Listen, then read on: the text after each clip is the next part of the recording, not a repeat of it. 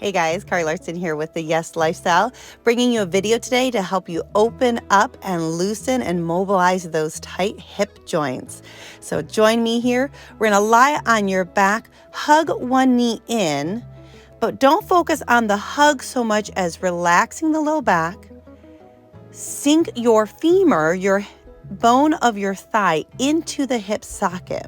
We're rotating it around in the hip socket, using your hands to add some weight into that. Use gravity to really sink it in and try to stir it all the way around. Think of your hip socket as the bowl and as your femur as kind of the mortar and pestle combination.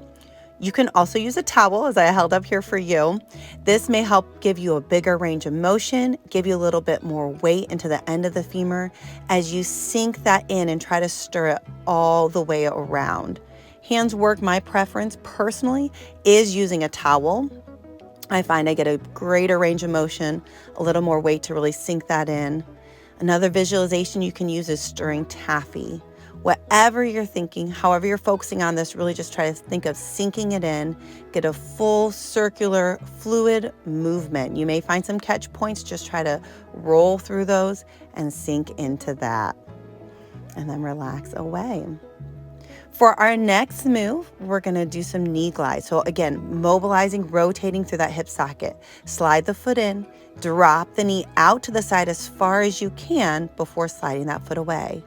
Gliding the foot back in. Notice the foot stays right next to the other leg. That knee goes up towards the ceiling and then drops out to the side. Notice too, my other hip doesn't come up away from the ground as my knee drops out. Trying to keep the pelvis into the mat in the back. And then we reverse direction, gliding it out, bring it up and slide it down and away. Rotate the knee out to the side. Slide the foot in towards the groin, rotate that knee up and slide away. And repeating with all of these exercises, both the one with the hip stirs prior to this and now the knee glides, do 4 to 10 in each direction on each leg. And we're switching legs, sliding it up, drop that knee out, and then glide that foot away. You can rotate in, slide the knee up towards the ceiling, knee out towards the side and away, getting as big of a range of motion and as much fluidity as you can through this. Dropping it out and slide away.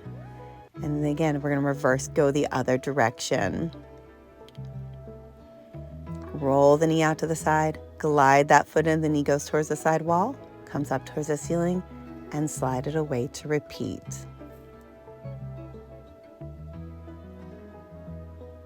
Trying to get a nice fluid movement through that joint and open it up and release. Nicely done. From here, we're going to do some other work with your knees, dropping them side to side.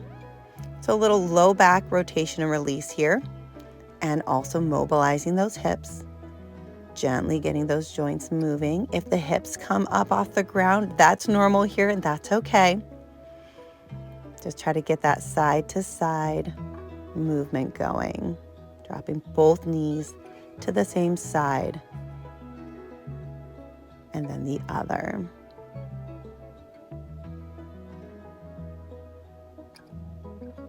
Good. From here, we're going to do some more work with our knees. We're actually going to come up to sitting and do what's sometimes referred to as a 90-90 stretch. Again, it's seated internal hip rotation. And then one leg is externally rotating. Now, this is hard for you. You can sit up on a yoga block or, bolster yourself up. That'll make it easier for you to sit up and drop those knees side to side. And then we can focus on one leg at a time here. Notice I've rotated my foot more out to the side of my body to allow space to move that leg.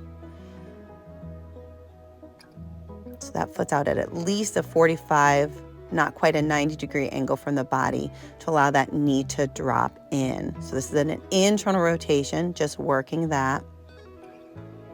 Trying to loosen up and move through those hips. Okay, from here we're going to turn around. We're going to go into a frog stretch. So you want the knees as wide as you comfortably can. We're opening through the front of the hips and the groin. I like to keep my feet together. Your feet do not have to touch for this. Think of squeezing your knees, which are as wide apart as you comfortably can go, into the floor as you rock forward and then back towards those heels. Nice dynamic back and forth, squeezing those knees into the floor. And then once you feel loosened up, you can also hold each part of that movement for a little bit. Sink into that.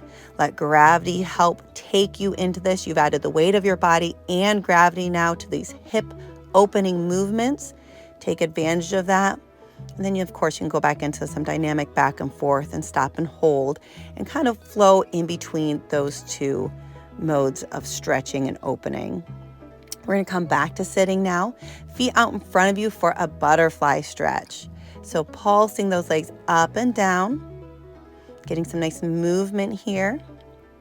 And we can use our hands as an assist. So you can press one leg down, and you can go up and down while pressing that side too, or just press and hold.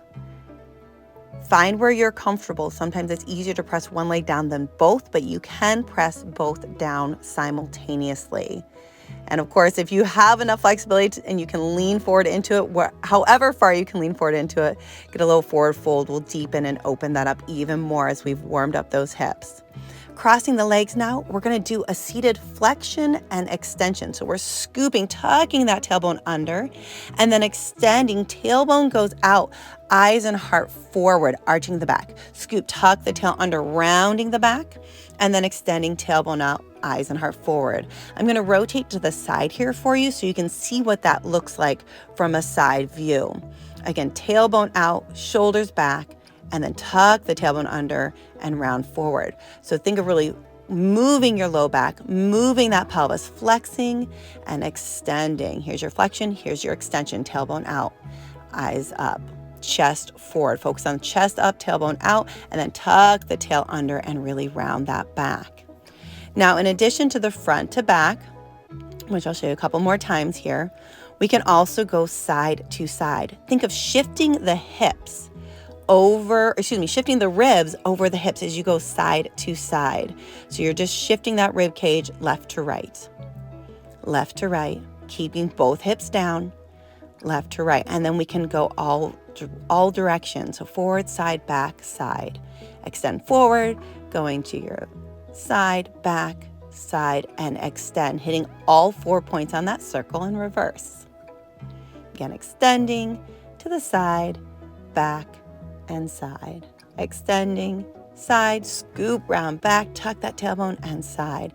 And then we can go ahead and make it fluid. Try to hit every point on that circle, making it go all the way around, one big circle, hitting every point. If it were a clock, it's every number on the clock, not just 12, 3, 6, and 9, but every number on the clock as you circle nice and fluid all the way around, scooping, tucking, rounding, extending, and repeat. Thanks for joining me, you guys. Again, Kari Larson with the Yes Lifestyle. Like and subscribe for more great videos. We'll see you next time.